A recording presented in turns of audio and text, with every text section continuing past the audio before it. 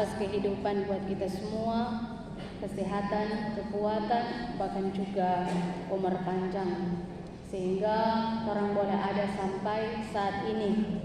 Bersyukur orang ada di lembaran yang keempat di tahun yang baru, tahun rahmat Tuhan 2026. Dan bersyukur ketika orang sebagai jemaat Tuhan, orang diberikan lagi kesempatan oleh Tuhan untuk ada saat ini dalam satu persekutuan yang beribadah di hari Minggu, di minggu yang pertama di bulan Januari di tahun 2026. Maka biarlah kesempatan yang Tuhan kasih buat orang semua nyandak orang sia-siakan, tapi orang pergunakan dengan sebaik mungkin, sehingga lewat persekutuan ibadah ini biarlah nama Tuhan yang terus dipuji, disembah dan dipermuliakan.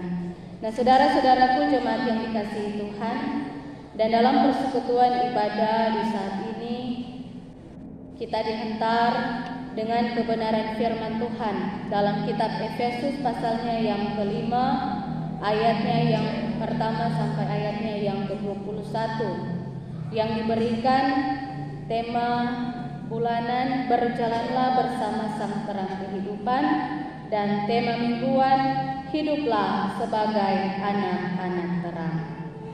Nah, hidup adalah ungkapan yang sering digunakan untuk mendefinisikan makna atau tujuan eksistensi manusia, yang dapat diartikan sebagai perjalanan, sebagai proses belajar, sebagai pilihan, kesempatan untuk melayani dan berbuat baik, serta menemukan keikhlasan dan ketenangan. Dan berbicara hidup diartikan masih ada terus bergerak dan bekerja sebagaimana semestinya. Maka arti hidup adalah maksud yang terkandung di balik keberadaan orang sebagai umat manusia yang masih ada sampai sekarang ini. Sedangkan terang artinya tidak gelap, jelas, atau bersinar, bercahaya, memancarkan atau memantulkan cahaya. Jadi hiduplah sebagai anak-anak terang artinya menjadi pribadi yang memancarkan kebaikan, memancarkan kebenaran dan kasih Kristus di dunia, menjauhi dosa dan kegelapan, serta menunjukkan karakter ilahi melalui perkataan, pikiran, dan perbuatan yang membangun dan menyenangkan hati Tuhan. Nah, di awal bacaan kita, ayatnya yang pertama dikatakan, jadilah penurut-penurut Allah. Penurut-penurut Allah berarti mencontoh Allah. Hidup di dalam kasih, mengikuti perintahnya, dan mencerminkan sifat-sifatnya seperti kebaikan, seperti pengampunan, belas kasihan, dan masih banyak lagi perbuatan-perbuatan Allah yang harus dan patut torang contohi dan torang lakukan dalam perjalanan kehidupan ini. Apalagi torang sebagai anak-anak Tuhan. Ya memang tidak mudah ketika torang akan menjadi anak-anak Tuhan. Sedangkan mau tuntut orang untuk hidup di dalam kasih, hidup mengasihi sesama, terkadang sulit untuk orang lakukan dalam hidup ini. Apalagi tuh orang yang dekat kehidupan so pernah disakiti, so pernah direndahkan oleh orang lain, so pernah bikin marah dan sebagainya. Sampai-sampai ada yang berkata, sampai mati kita tidak mau kasih maaf, pangana dan sebagainya. Tetapi kembali lagi dalam firman Tuhan, torang adalah anak-anak Tuhan. Torang telah dikasihi oleh Tuhan. Torang telah ditebusnya dari kuasa dosa. Torang yang telah diselamatkan oleh Allah, maka patutlah torang mengasihi sesama orang, mengasihi Tuhan Allah kita. sebagaimana hukum kasih yang selalu orang dengar, orang sampaikan, bagaimana orang mengasihi Tuhan Allah dengan segenap hati orang, segenap jiwa orang, segenap kekuatan orang, dan selanjutnya bagaimana orang mengasihi sesama orang. Mengasihi sesama orang seperti mengasihi orang diri sendiri.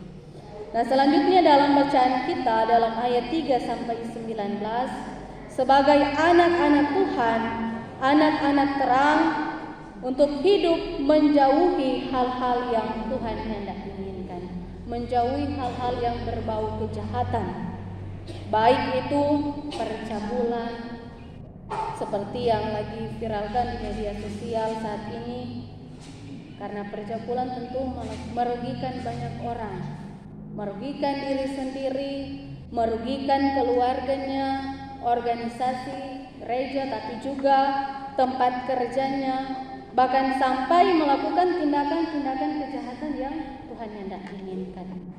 Selanjutnya menjauhi kehidupan yang penuh dengan keserakahan. Jadi umat diajak untuk jangan serakah. Artinya so diberkati oleh Tuhan, mari tidak tahu mengucap syukur kepada Tuhan, maka merasa bahwa tidak cukup. Jadi Tuhan suka hati, masih suka jantung. Jadi dalam hidup ini orang diajak untuk terus mengucap syukur dalam segala hal, mengucap syukur apapun yang saat ini orang miliki. Selanjutnya dalam ayatnya yang keempat, umat pun diajak untuk jangan mengucapkan kata-kata kotor, kata-kata sembrono, kata-kata yang kosong, yang nyandak betul, yang nyandak benar. Jadi belum tahu DP kebenaran, so main-main sampaikan kepada orang lain. Akhirnya jadi masalah besar, cuman karena orang pe mulu, orang pe bibir yang nyandak dapat kontrol, yang nyandak dapat jaga. Sebenarnya orang pe bibir, orang pe mulu ini orang pakai untuk mengeluarkan kata-kata berkat. Orang pe bibir, orang pe mulu ini dipakai untuk memuji Tuhan. Orang pakai untuk menghina orang lain, orang merendahkan orang lain, orang cerita orang pe kekurangan, bahkan juga orang mengeluarkan kata-kata kutuk bagi sesama kita. Jadi sebenarnya kehidupan kita ini untuk memuliakan nama Tuhan, menyembah Tuhan, tetapi orang pakai untuk melakukan hal-hal yang tidak Tuhan inginkan, bahkan menyembah Allah lain. Orang disesatkan dan menyesatkan orang lain. Dan masih banyak lagi dalam bacaan kita yang mau mengingatkan dan mengajarkan orang sebagai orang-orang yang percaya untuk menjauhi hal-hal yang demikian. Karena kita adalah anak-anak Tuhan. Jadi kalau kita adalah anak-anak Tuhan, maka marilah orang hidup di dalam terang. Orang mampu membawa terang, memancarkan terang kasih Kristus, memancarkan kasih terang Kristus dalam perjalanan kehidupan orang umat manusia. Karena sadarlah orang bahwa Kristus, dia lebih dahulu memancarkan kasihnya, terangnya bagi kehidupan orang umat manusia. Sebagaimana Rasul Paulus, dia mengingatkan akan umat Tuhan, menasihati umat Tuhan di Efesus supaya mereka pun dapat hidup sebagai anak-anak terang. Sekalipun menjadi anak-anak terang di tengah kegelapan itu nyandak mudah, nyandak gampang. Bahkan ada orang-orang ketika orang hidup di dalam terang, ada yang berusaha untuk meredupkan akan terang itu. Ada rintangan, orang menjaga itu dia cahaya, itu dia terang supaya tetap hidup, supaya tetap bersinar. Tetapi kalau orang fokus kepada Tuhan, kalau orang pepandangan tetap pada cahaya itu kepada terang Kristus, maka orang yang akan disesatkan. Orang tidak akan mudah digoyahkan, orang tidak akan mudah tergoda, karena fokus kita hanya kepada sang terang itu, yaitu Yesus Kristus. Jadi contoh, ada seorang anak yang setiap hari Minggu dia rajin beribadah di gereja, di sekolah minggu. Dan setelah pulang rumah, dia berkata kepada orang tuanya bahwa dia sudah tidak mau masuk ibadah sekolah minggu. Dia sudah mau masuk ibadah karena masih banyak teman-temannya yang dalam ibadah cuma suka-suka bermain, suka-suka baca cerita ketika berdoa, cuma ganggu-ganggu teman, bahkan juga cuma main-main HP. Ketika guru-guru sekolah minggu atau ketika pendeta berkhotbah menyampaikan cerita Alkitab.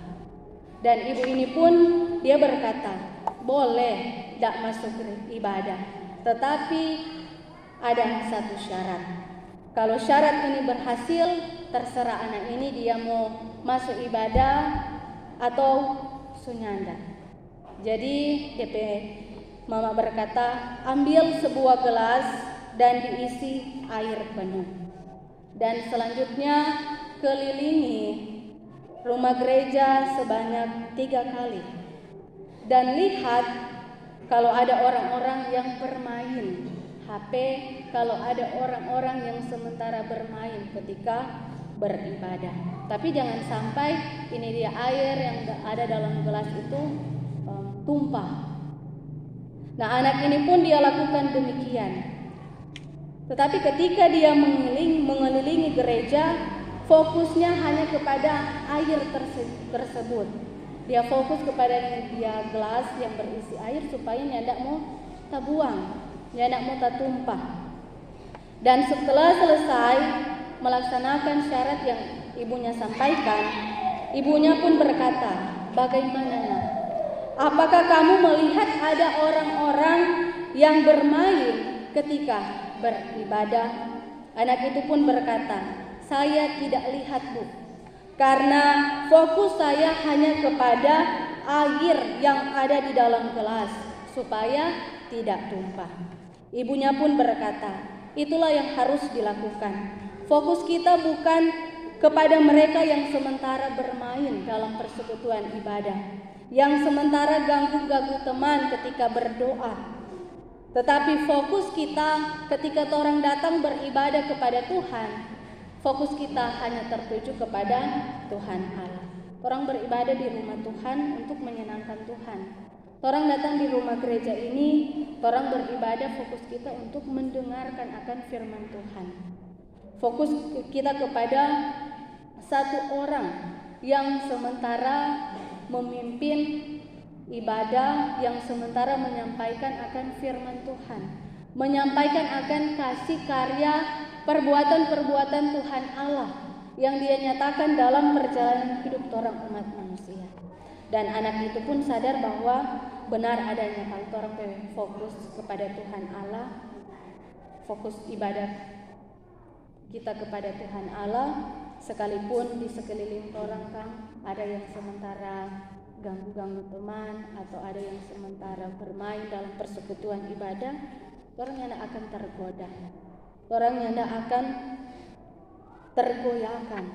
Tetapi orang menjadi anak-anak yang selalu hidup terfokus hanya kepada Tuhan Allah. Dan anak itu pun kembali berkata bahwa ia akan tetap beribadah kepada Tuhan Allah. Nah, itulah kehidupan anak-anak Tuhan, kehidupan anak-anak terang. Bagaimana orang mampu meniru Allah, menuruti perintah Allah, bukan menuruti keinginan daging kita. Sehingga Rasul Paulus sampaikan kepada umat Tuhan, sekalipun saat itu umat yang ada di Efes mereka diperhadapkan dengan pergumulan, ada orang-orang yang hendak menyesatkan. Di dalamnya ada kaum Nikolaus. Kaum Nikolaus adalah sekte sesat dalam kekristenan awal yang mempromosikan kepercayaan bahwa orang Kristen dapat terlibat dalam perbuatan amoral seksual tanpa konsekuensi moral. Bahkan ajaran Nikolaus yang sesat di mana mendorong pencampuran praktik penyembah berhala dengan kekristenan. Seperti makan makanan yang dipersembahkan kepada berhala, terlibat dalam percabulan serta menafsirkan kasih karunia sebagai izin untuk berbuat dosa, berbuat sesuatu yang tidak dikehendaki Allah. Padahal semua yang berbau berhala itu Tuhan yang tidak suka, Tuhan yang tidak kehendaki. Karena itu Rasul Paulus menekankan panggilan bagi orang percaya untuk hidup sebagai anak-anak terang, dengan meniru Allah, menjauhi perbuatan yang gelap, dan hidup di dalam hikmat. Meminta hikmat yang daripada Tuhan, supaya orang hidup bijaksana, orang dapat membedakan mana yang patut orang mencontoh dan tidak, mana yang patut teladani dan tidak. Dan hidup dalam pimpinan Roh Kudus, dan tentu hidup dalam ucapan syukur dan saling menundukkan diri dalam Kristus sebagai lawan dari kebodohan. Jadi intinya orang percaya harus membedakan diri dari dunia lama dan mewujudkan identitas baru sebagai umat Allah yang kudus, menggunakan waktu dengan bijaksana dan memenuhi hidup dengan kasih karunia. Apalagi dalam torang akan menjalani kehidupan di tahun yang baru ini, jadi 365 lembar kehidupan di tahun 2026. Dan torang sudah ada di lembaran yang keempat. Jadi berarti masih ada 361 hari yang akan torang lalui di tahun ini. Sekalipun memang masih sangat rahasia buat orang sebagai umat manusia. Torang nggak tahu apa yang akan terjadi besok. Bahkan 5 menit, 10 menit ke depan torang tidak tahu apa yang akan terjadi dalam kehidupan torang. Tetapi satu hal yang harus orang percaya bahwa orang Tuhan Allah dia tidak pernah berubah.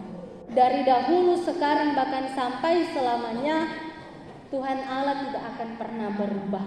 Ketika dia boleh menuntun kita, memberkati kita dari tahun ke tahun, bahkan orang boleh lewati itu tahun 2025 dan memasuki tahun 2026, orang percaya bahwa Tuhan juga akan tuntun orang di sepanjang tahun 2026 ini. Karena itu jalanilah hidup ini dengan tetap percaya kepada Tuhan dan mempercayakan kehidupan kita kepada Tuhan.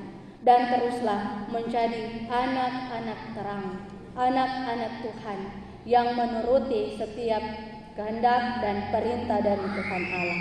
Serta percayakan setiap harapan, setiap rencana, setiap program-program, setiap usaha, setiap kerja pelayanan dan masa depan kita hanya kepada Tuhan. Karena orang percaya Tuhan Allah yang pegang kendali hidup kita. Sebagaimana Yeremia 29 ayat 11 katakan, sebab aku ini mengetahui rancangan-rancangan apa yang ada padaku mengenai kamu, demikianlah firman Tuhan, yaitu rancangan damai sejahtera dan bukan rancangan kecelakaan, untuk memberikan kepadamu hari depan yang penuh harapan. Maka Tuhan Yesus akan menolong, memberkati kita semua, akan memampukan kita dalam menjalani kehidupan di tahun yang baru, tahun rahmat Tuhan 2026. Tuhan memberkati kita dengan firman-Nya. Amin. Firman Tuhan. Kita dengarkan nyanyian sesudah berdoa.